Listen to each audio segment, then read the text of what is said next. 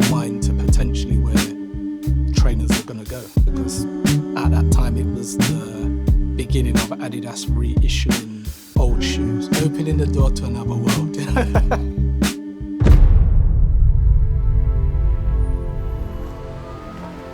I think trainers have always been a part of my life. They've always been there at many a moments and many a journeys that I've been on. So I think the preservation of them almost coincides with how we exist. It's part of the journey.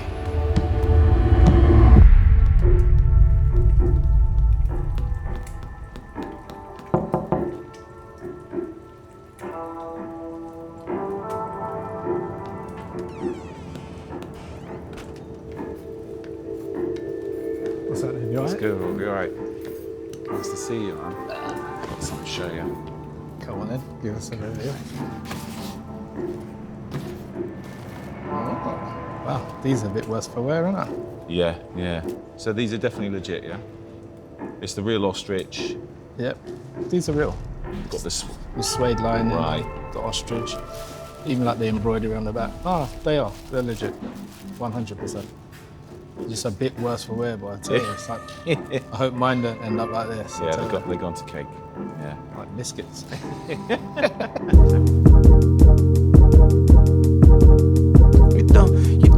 You don't have to be that cool. Since when I met you, a couple cuts later, now you're acting like a damn fool, So ungrateful, I sit you at my table, now you're hugging all the damn fool. So good, the blame is on you.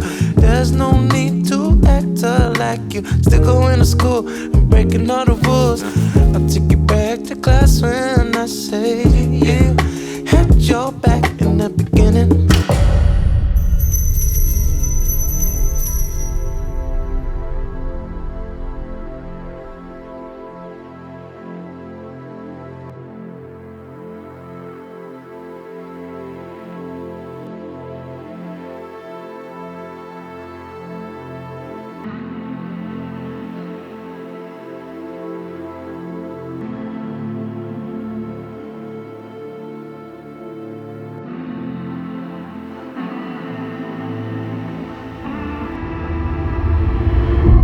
So my understanding is that this pair had been not been made in one of the bigger Adidas factories in Germany. It was actually made at the birthplace of Adidas. It was made by a small team of people that would have known Adi Dassler himself, that were still producing one-off editions for athletes, kind of bespoke shoes for specific sports, in a way that Adi Dassler would have been familiar with himself. They were tasked with producing 100 pairs of this premium ostrich leather shoe, designed to be almost unattainable. It was the year 2000, around, it was coming up to like Christmas time. Yeah. That was a day of walking in the West End and walking down Newburgh Street. And I've walked past the shop, and in the window there was this brown pair of shoes sat on a gold box. I was just like, what's that? And then I've looked at it and I've realised it's the Kegler, but it didn't look like the Kegler that we normally know and love, which was white and blue.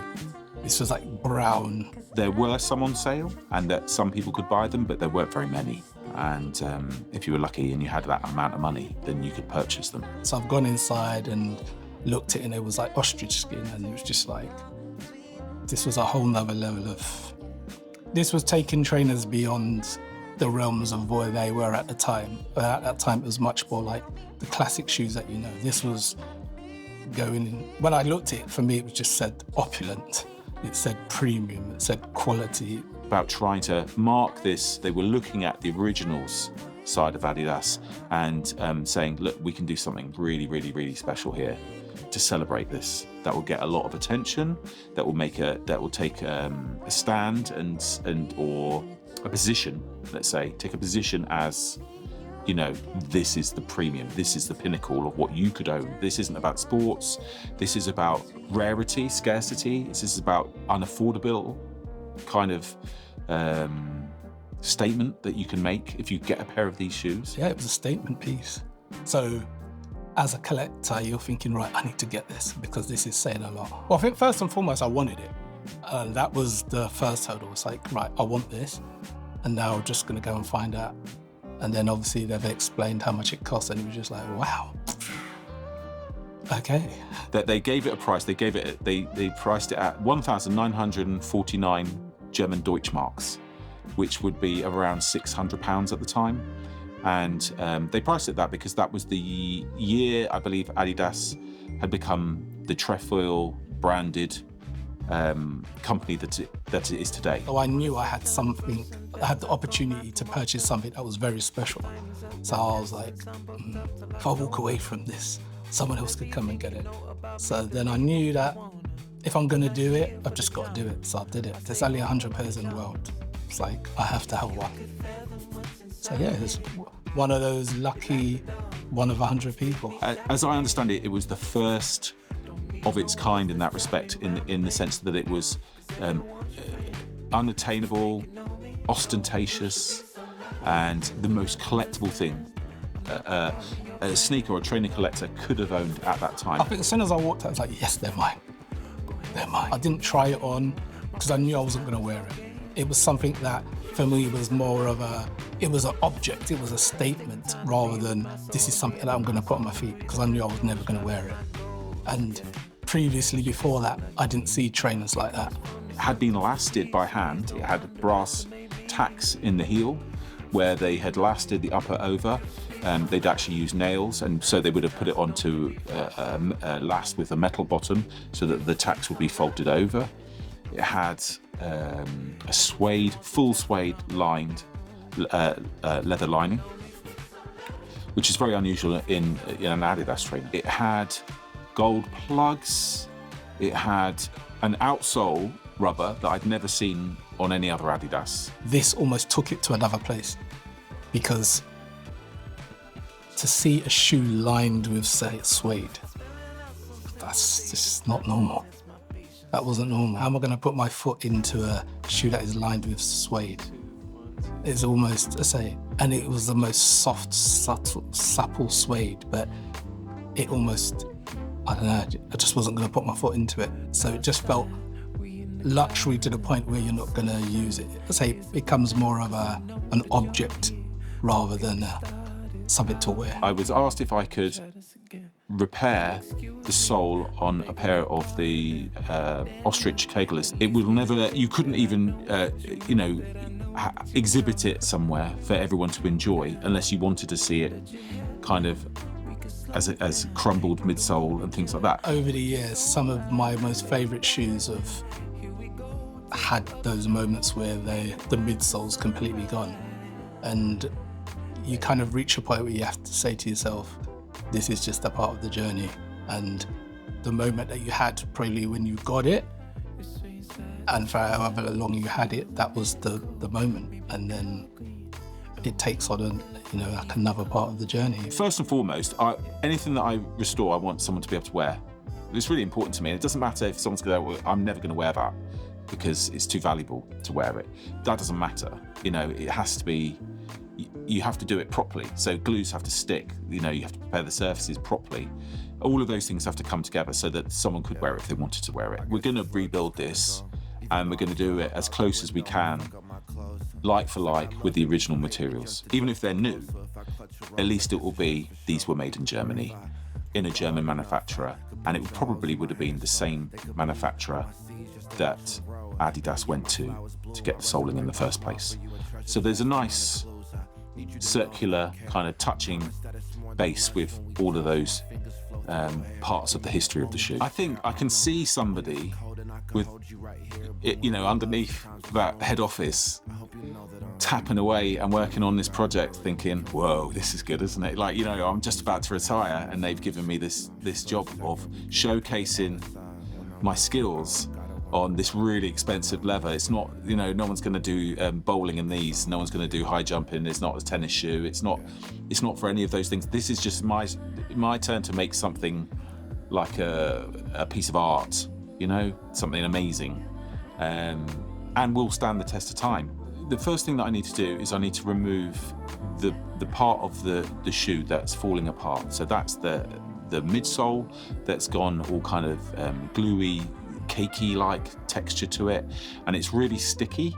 So I want to remove all of that so that I can get another one from a donor pair of shoes and glue that to the bottom. So I need to take that off without getting any of that mess on top of the upper or in the lining or anywhere else.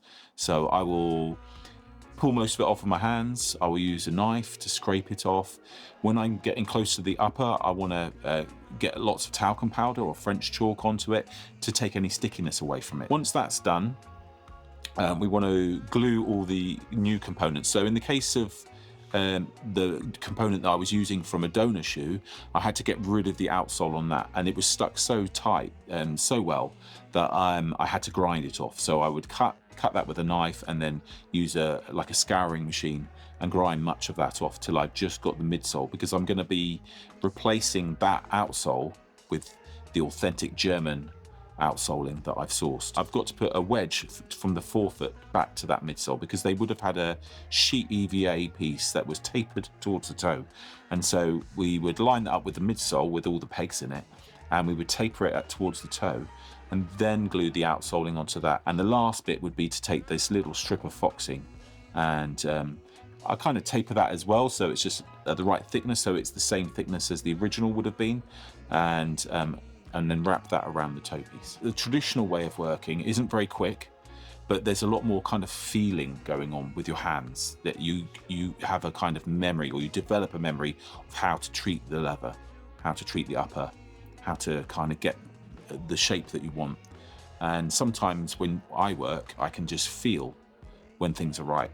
So when I'm putting a sole on, it's more about putting my hands over the top of the shoe and feeling the shape of the shoe and where the sole is, and then I know it's in place. So for me, it's very familiar, and it it made me feel like I kind of had a connection with the people who obviously made it in the first place.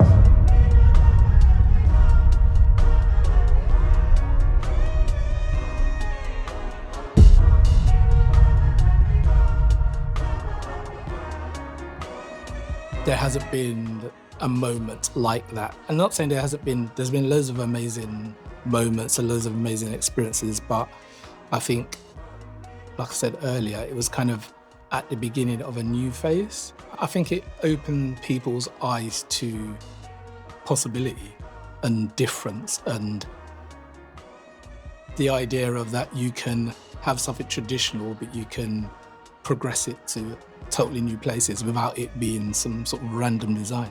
You can take inspiration from the past to create a new future.